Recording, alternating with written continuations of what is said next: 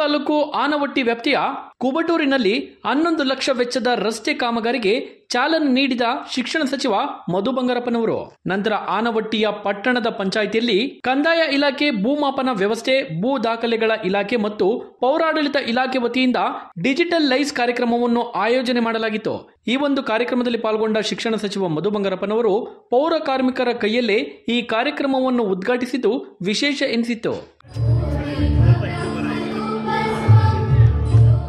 ನಂತರ ಕಾರ್ಯಕ್ರಮವನ್ನು ಉದ್ಘಾಟಿಸಿ ಮಾತನಾಡಿದ ಶಿಕ್ಷಣ ಸಚಿವ ಮಧು ಬಂಗಾರಪ್ಪನವರು, ಈ ಒಂದು ಕಾರ್ಯಕ್ರಮದಲ್ಲಿ ಎಲ್ಲರಿಗೂ ಪಾರದರ್ಶಕವಾದ ವ್ಯವಸ್ಥೆ ಸಿಗುತ್ತದೆ.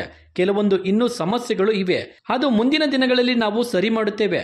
ಶಿಕ್ಷಣ ಇಲಾಖೆಯ ಜಾಗಗಳಲ್ಲಿಯೂ ಕೂಡ ಕೆಲವೊಂದು ಸಮಸ್ಯೆಗಳಿವೆ, ಅದನ್ನು ಕೂಡ ಮುಂದಿನ ದಿನಗಳಲ್ಲಿ ಡಿಜಿಟಲ್ ಲೈಸ್ ನಲ್ಲಿ ಸರಿಪಡಿಸುತ್ತೇವೆ ಎಂದು ಹೇಳಿದರು.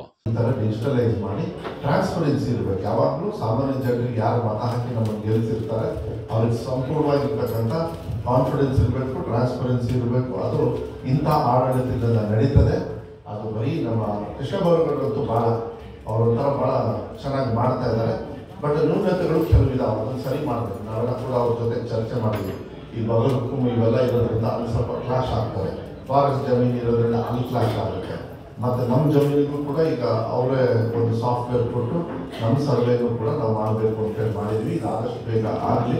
ಅಧಿಕಾರಿ ವರ್ಗದವ್ರಿಗೂ ಕೂಡ ರಮೇಶ್ ಅವರೇ ಇದು ಉದಾಹರಣೆ ಇರೋದ್ರಿಂದ ನಮ್ಮವರೆಲ್ಲ ಸಹಕಾರ ಮಾಡ್ತಾರೆ. ಬೇಗ ಮಾಡಿ ಬೇಗ ಮುಗಿಸಿದೆಷ್ಟು ನೀವು ಶುರು ಮಾಡಿರ್ತೀವಿ. ನಾವು ಸಂಪೂರ್ಣವಾಗಿರ್ತಕ್ಕಂಥ ಸಹಕಾರವನ್ನು ನಮ್ಮ ಇಲಾಖೆಯವರು, ನಮ್ಮ ತಹಸೀಲ್ದಾರ್ ಅವರೊಂದಿಗೆ ಮತ್ತು ಎ ಸಿ ಅವರೇ ಬಂದಿರೋದ್ರಿಂದ ಅವರು ಮಾನಿಟರ್ನು ಕೂಡ ಅವರು ಮಾಡ್ತಾರೆ. ಎ ಸಿ ಅವರ ಆಫೀಸಿಂದ ನೀವು ಸಹಕಾರ ಆಗಿ ಎಲ್ಲರೂ ಕೂಡ ಇದನ್ನು ಒಳ್ಳೆ ರೀತಿಯಲ್ಲಿ ಉದ್ಯೋಗ ಮಾಡಿಕೊಳ್ಳಿ.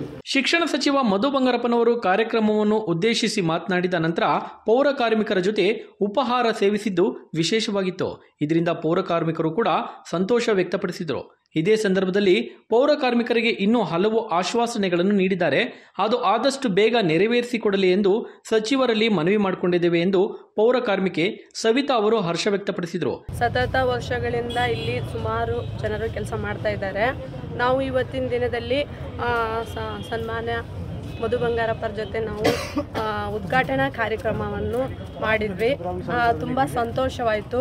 ನಮ್ಮೊಟ್ಟಿಗೆ ಸೇರಿ ಅವರು ಎಲ್ಲರೂ ಸೇರಿ ನಮ್ಮ ಉಪಹಾರವನ್ನು ಕೂಡ ಮಾಡಿದರು. ಆಮೇಲೆ ನಮಗೆ ತುಂಬ ಆಶ್ವಾಸನೆಗಳನ್ನು ಕೊಟ್ಟು ಹೋದರು. ನಿಮ್ಮದೆಲ್ಲ ಪರ್ಮನೆಂಟ್ ಮಾಡ್ತೀನಿ ಅಂತ ಕೂಡ ಹೇಳಿ ಹೋಗಿದ್ದಾರೆ. ಅದಕ್ಕಾಗಿ ನಾವು ತುಂಬ ಖುಷಿಯಿಂದ ಅವರೊಟ್ಟಿಗೆ ಸೇರಿ ಎಲ್ಲದರಲ್ಲೂ ಭಾಗಿಯಾಗಿದ್ವಿ. ಈ ಸಂದರ್ಭದಲ್ಲಿ ಪಟ್ಟಣ ಪಂಚಾಯಿತಿಯ ಎಲ್ಲ ಸಿಬ್ಬಂದಿಗಳು ಹಾಗೂ ಭೂಮಾಪನ ಕಂದಾಯ ಇಲಾಖೆಯ ಅಧಿಕಾರಿಗಳು, ತಾಲೂಕು ಆಡಳಿತ ಹಾಗೂ ಕಾಂಗ್ರೆಸ್ ಪಕ್ಷದ ಎಲ್ಲಾ ಕಾರ್ಯಕರ್ತರು ಭಾಗಿಯಾಗಿದ್ದರು. ವಿಜಯ್ ಗೌಳಿ, ಟಿವಿ 12 ಕನ್ನಡ, ಸೊರಬ. 11 ಪ್ಲಸ್ ಹೆಚ್ಚು ಕಮ್ಮಿ 9-20 ಲಕ್ಷದ ಒಂದು ಬಾಕ್ಸ್ ಚರಂಡಿ ಮತ್ತು ಕಾಂಕ್ರೀಟ್ ರಸ್ತೆ ಊರುಗಳಿಗೆ ಅದು ಫುಲ್ ಮುಗಿದೋಗುತ್ತೆ. ಪ್ಲಸ್ ದೇವಸ್ಥಾನ, ಯಾಕಂದರೆ ನಮ್ಮ ತಂದೆ ತಾಯಿಯವ್ರು ಬಂದಿದ್ದರು. ಅವಾಗಲೂ ಅಲ್ಲಿ ಕುತ್ಕೊಂಡು ನಮಗೆಲ್ಲ ಆರತಿ ಗಿರ್ತಿ ಎಲ್ಲ ಮಾಡಿದ್ರು ಇವರು. ದೇವಸ್ಥಾನ ಇಲ್ಲಿ ದುರ್ಗಮ್ಮನ ದೇವಸ್ಥಾನ. ಸೊ ಅದನ್ನು ಕೂಡ 20 ಲಕ್ಷ ಅದು ಆಗಿದೆ. ಅದನ್ನು ಸಮುದಾಯ ಭವನ ಅಂದರೆ ದೇವಸ್ಥಾನದ ಸಮುದಾಯ ಭವನ, ದೇವಸ್ಥಾನ ಅಂದ್ಬೇಡಿ, ಸಮುದಾಯ ಭವನ ಅದನ್ನು ಕೂಡ ಮುಗಿಸ್ಕೊಟ್ಟು ಮತ್ತು ಅವ್ರಿಗೊಂದು ತಡೆಗೋಡೆ ಒಂದು ಬೇಕು, ಮೈನರ್ ಇರಿಗೇಷನ್. ಈಗ ಅದನ್ನ ಎಸ್ಟಿಮೇಷನ್ ಮಾಡೋಕ್ಕೆ ಹೇಳಿದ್ದೀನಿ. ಎಸ್ಟಿಮೇಷನ್ ಮಾಡಿ 2 ಡೇಸಲ್ಲಿ ನನಗೆ ಕಳಿಸ್ಕೊಡಿ. ಬೆಂಗಳೂರಿಗೆ ಬರಬೇಕು.